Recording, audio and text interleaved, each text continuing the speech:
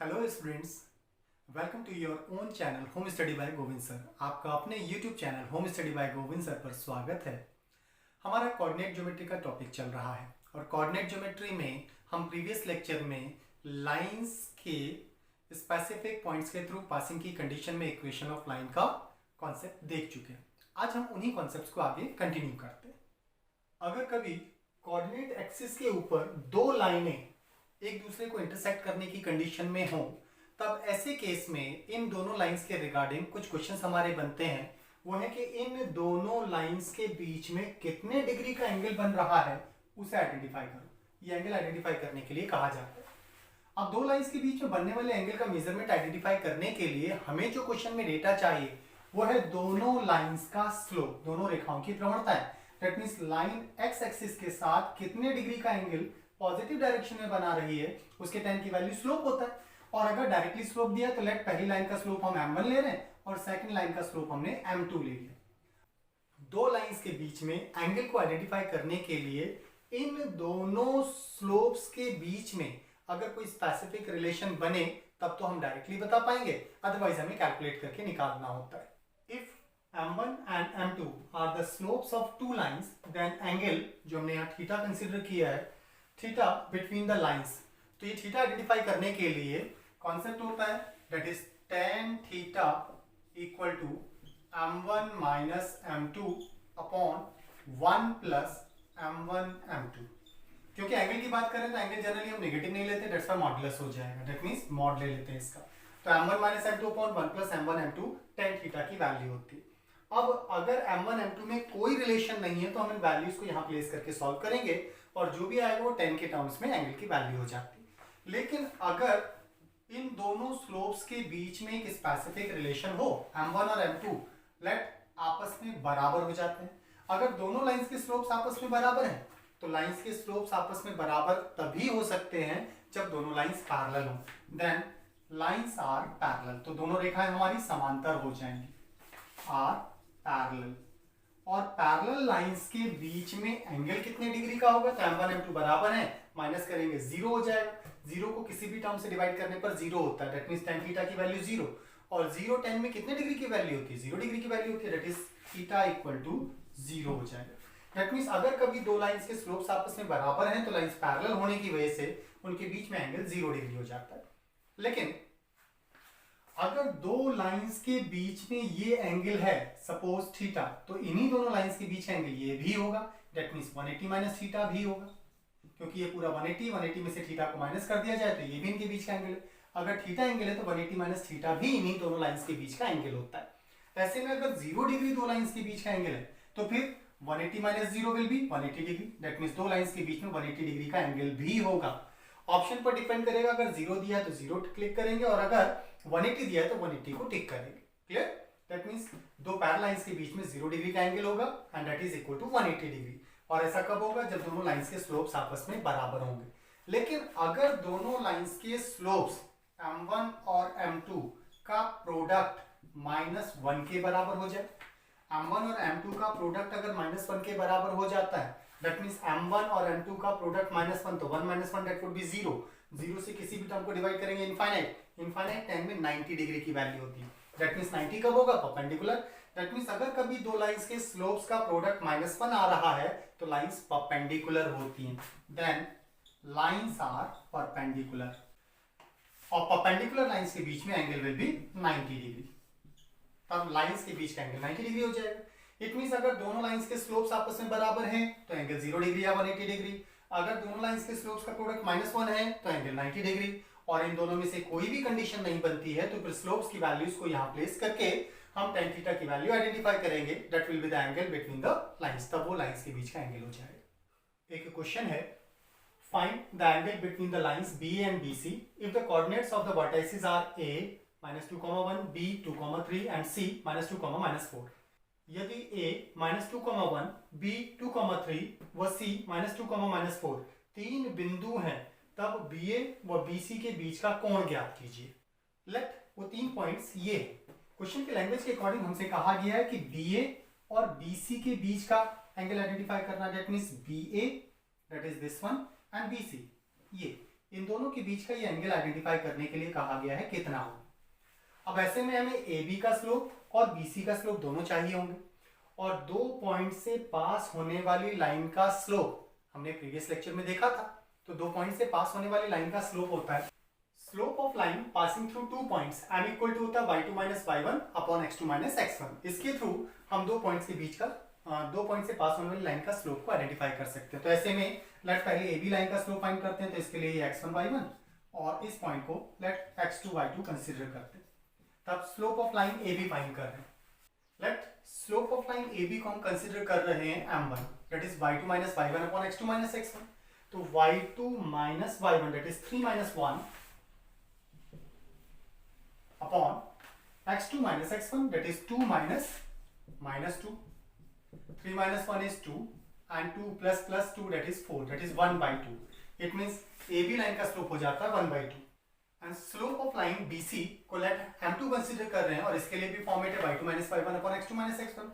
तो BC का एक पॉइंट हमारे लिए x2 by2 है, लेट इसे x1 y1 कंसीडर कर रहे हैं।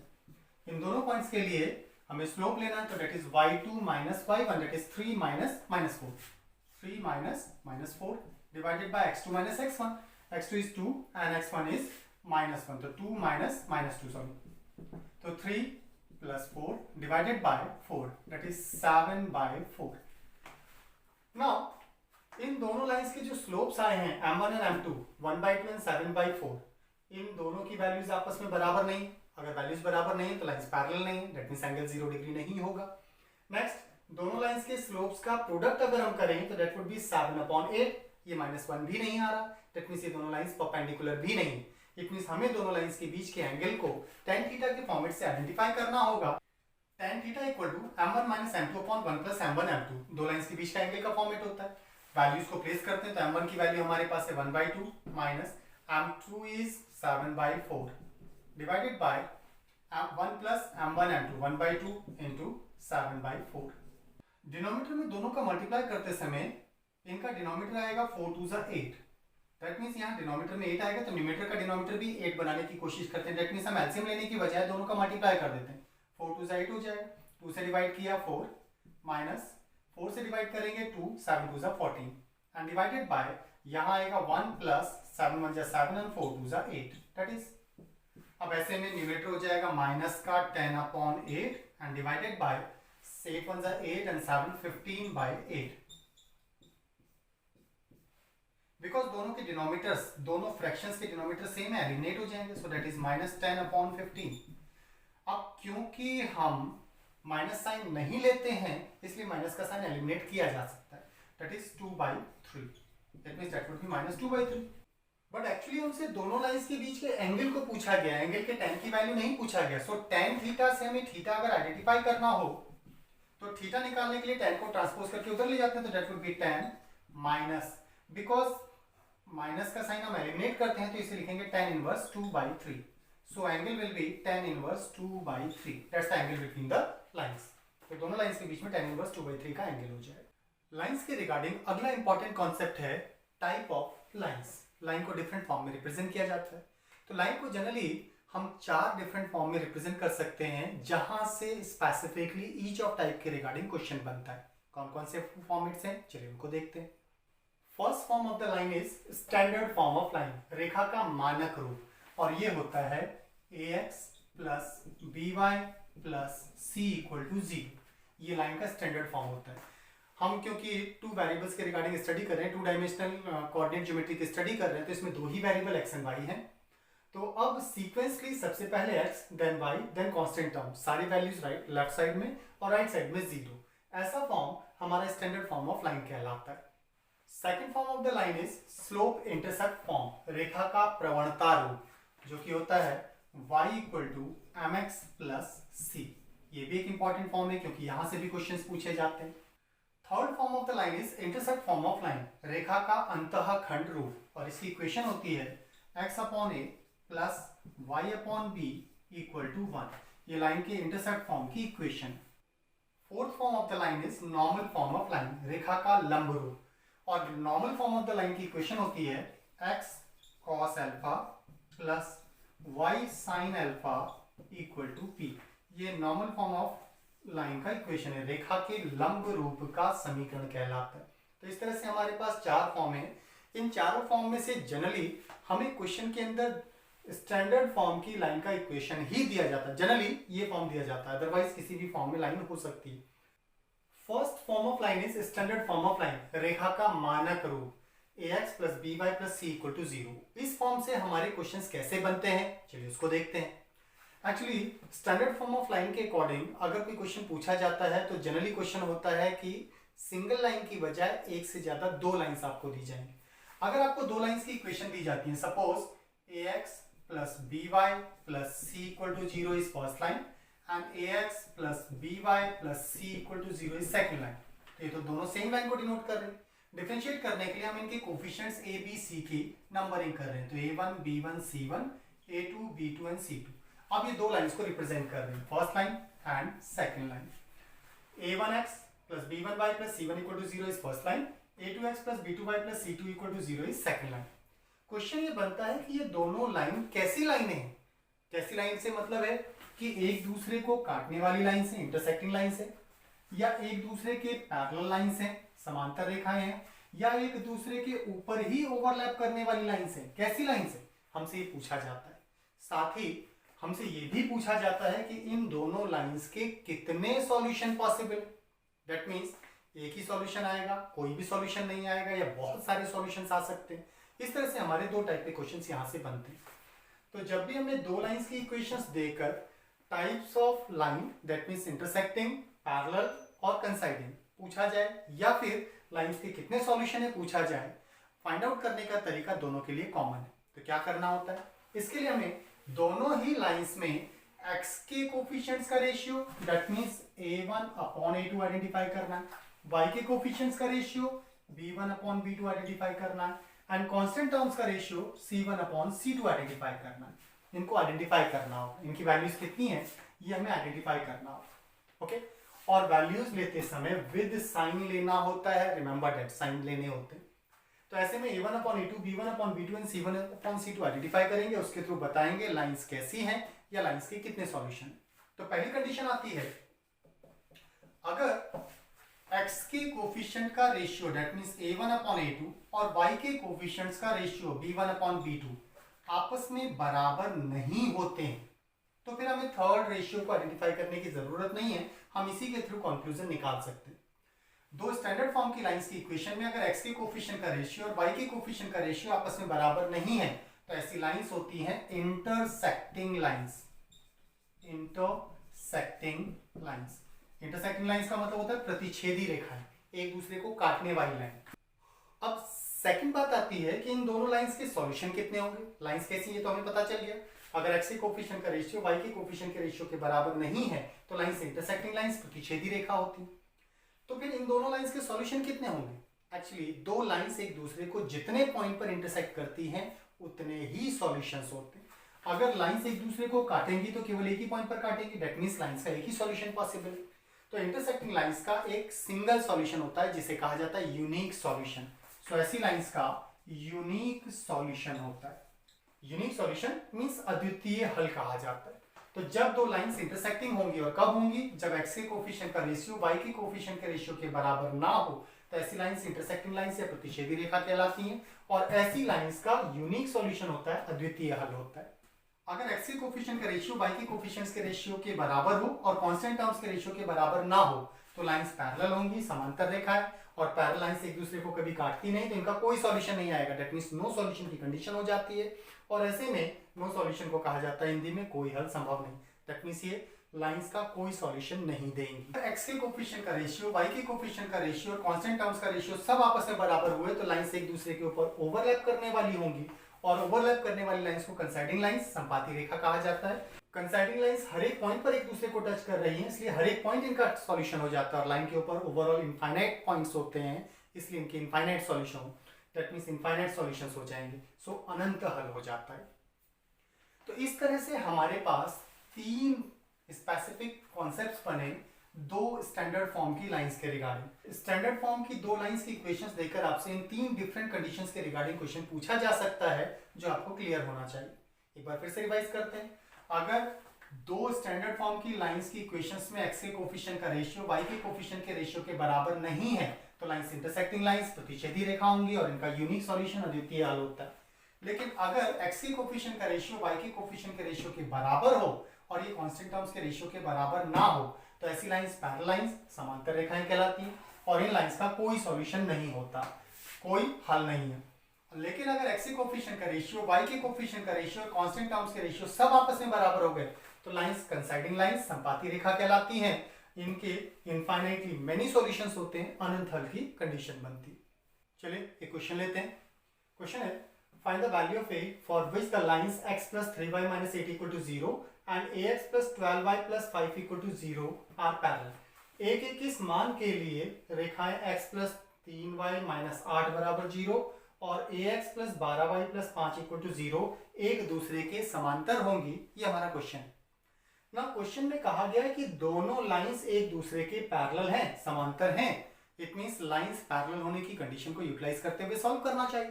क्वेश्चन में दी गई हमारी दोनों lines x + 3y - 8 = 0 first line and ax + 12y + 5 = 0 second line. अगर हमें दोनों लाइंस को पैरेलल की कंडीशंस को यूटिलाइज करते हुए सॉल्व करना है तो फिर हमें x के कोफिशिएंट, y के कोफिशिएंट एंड कांस्टेंट टर्म्स का रेशियो चाहिए। सो दैट मींस हम x के कोफिशिएंट यहां कुछ नहीं दिया तो 1 कंसीडर कर सकते हैं। सो 1/a, तो x के कोफिशिएंट का रेशियो a1/a2 की वैल्यू हमारे लिए हो जाती है 1/a। y के कोफिशिएंट का रेशियो b1/b2 अगर हम निकालें तो दैट इज 3/12। सिंपलीफाई करते हैं 1/4 हो जाएगा, दैट इज 1/4। और ऐसे ही कांस्टेंट टर्म्स का रेशियो अगर हम निकालें c1/c2 तो that is equal to -8/5 with sign -8 और 5। सिंपलीफाई नहीं हो सकता, इतना ही रहेगा। तो c1/c2 है -8/5, b1/b2 है 1/4 एंड a1/a2 की वैल्यू है 1/a। पैरेलल लाइंस के लिए x के कोफिशिएंट का रेशियो और y के कोफिशिएंट के रेशियोज तो आपस में बराबर होंगे लेकिन कांस्टेंट टर्म्स का रेशियो इनके बराबर नहीं होता। That means a1/a2 is equal to b1/b2 that is not equal to c1/c2। इस कंडीशन को पैरेलल लाइंस की कंडीशन कहा जाता है। ओके, तो यहां पर अब हमें फाइंड करना है a की value, find the value of a कहा गया। तो a की वैल्यू को आइडेंटिफाई करने के लिए हमें a1/a2 तो चाहिए, that is 1/a and that is equal to b1/b2 1/4 and that is not equal to -8/5। ये हमारी कंडीशन बन गई। अब डिपेंडिंग ऑन कि हमें ऑप्शन क्या दिया गया है, इसके साथ इसको लेंगे तो इक्वल में वैल्यू आएगी और इसके साथ इसको लेके सॉल्व करेंगे तो नॉट इक्वल में वैल्यू आएगी। तो दो वैल्यूज पॉसिबल है। दैट मींस अगर हम 1/a इक्वल टू 1/4 करते हैं तो क्रॉस मल्टीप्लाई करने पर a इक्वल टू 4 हो जाए, तो एक वैल्यू तो एक ही है। और अगर हम 1/a is not equal to -8/5 को लेकर के सिंप्लीफाई करें तो 1/a को रिवर्स करने से a हो जाएगा एंड इसको रिवर्स करेंगे तो 5/8 माइनस नॉट इक्वल, तब हमारा आंसर ये आता है।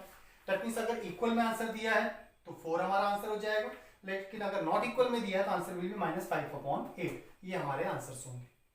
नेक्स्ट क्वेश्चन है if lines 2x + 3y = 122 and 4x + ky = 119 have unique solution then find the value of k। यदि रेखाओं 2x + 3y = 122 और 4x + ky = 119 का अद्वितीय हल हो तो k का मान ज्ञात कीजिए। क्वेश्चन में कहा गया है lines have unique solution, that means इनका अद्वितीय हल है। और यूनिक सॉल्यूशन की कंडीशन फॉर टू लाइंस होती है a1/a2 should not equal to b1/b2। ये हमारी यूनिक सॉल्यूशन की कंडीशन है। a1/a2 b1/b2 के बराबर नहीं होना चाहिए। लाइंस की इक्वेशंस के अकॉर्डिंग फर्स्ट लाइन में एक्स का कोफिशिएंट a1 और सेकंड लाइन में एक्स का कोफिशिएंट a2 का अगर हम रेशियो निकालते हैं तो that would be 2/4 that is 1/2। और अगर y के कोफिशिएंट का रेशियो निकालें तो b1/b2 हो जाएगा। सो b1/b2 यहां पर होगा 3/k। a1/a2 और b1/b2 दोनों वैल्यूज हमारे पास हैं। यूनिक सॉल्यूशन की कंडीशन होती है a1/a2 is not equal to b1/b2। That means a1/a2 जो हमने आइडेंटिफाई किया और b1/b2 जो हमने आइडेंटिफाई किया है that should be not equal, that means is not equal to b1/b2। अगर ऐसा लेते हैं तो a1/b2 है 1/2 एंड b1/b2 की वैल्यू है 3/k। इसको अगर दैट इज नॉट इक्वल तो k is not equal to 6। ये हमारा सॉल्यूशन हो जाता है। दैट मींस दो लाइंस जो आपको गिवन थी उन दोनों लाइंस का यूनिक सॉल्यूशन केवल तभी आएगा जब k is not equal to 6। Standard form of line के कॉन्सेप्ट के साथ हम अपने वीडियो लेक्चर को आज यहीं पर वाइंड अप करते हैं। नेक्स्ट वीडियो लेक्चर में हम रिमेनिंग टाइप ऑफ लाइंस के रिगार्डिंग डिस्कस करेंगे। अगर आपको हमारा वीडियो लेक्चर पसंद आया हो तो प्लीज़ हमारे चैनल को सब्सक्राइब, लाइक एंड शेयर जरूर कीजिएगा। आज के लिए इतना ही। Thank you for today. Thank you.